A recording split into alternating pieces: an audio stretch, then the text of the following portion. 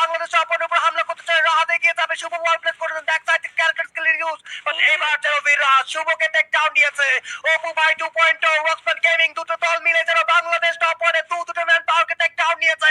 আরো একবার রেস্কিউ করতে চায় রাতকে, মানিকের হ্যাস্টের কাটতে ফ্লিকার লুকিয়ে থাকা প্রচেষ্টা চালিয়ে যাবেন, বাট এই জায়গা থেকে নেজাত কাজের কাজ করেছেন, বিরাজকে টেক ডাউন নিয়েছেন। হাই গ্রাউন্ড থেকে লোয়ার গ্রাউন্ডে একে অপরের উপর যেন ডিল চোরাচুরি করছে, ফ্লিকারকে ফিরিয়ে আনা হয়েছে, বাট আরো একবার রাতকে যেন রেস্কিউ করা হবে। Bangladesh top one man power গুলোকে ধরে রাখতে চায়, বাট এবার যেন হাই গ্রাউন্ড থেকে নেমে আসতেই হবে। রক্সম্যান গেমিং দের জোন সিঙ্ক করছে অপু ভাই 2.0, তারা যেন তাদের ঘাটিটা গেড়েছে, ম্যান পাওয়ার অ্যাডভান্টেজ রয়েছে রক্সম্যান গেমিং এর উপর, কিন্তু রাহাত হাই গ্রাউন্ড তো লোয়ার গ্রাউন্ড ড্যামেজ ডিল করবে। Bangladesh top one mid of the March এসে গিয়েছেন, কে কার উপর হামলা করছে সেটাই যেন সারা বিশ্বে বাংলাদেশ টপ ওয়ান দুটো সার্ভাইভার রক্সম্যান গেমিং সার্ভাইভার তারা করেছে। রক্সম্যান গেমিং এর নিজেদের জায়গাটা পুরোপুরি ভাবে দখল রেখেছে রাত, এই জায়গায় পুরোপুরি ভাবে ইউএভি ইউজ করেছে, ওয়ালগুলোকে প্রোটেক্ট করতে চায়, বাট এবার নিজেই যেন ফেসে গিয়েছে।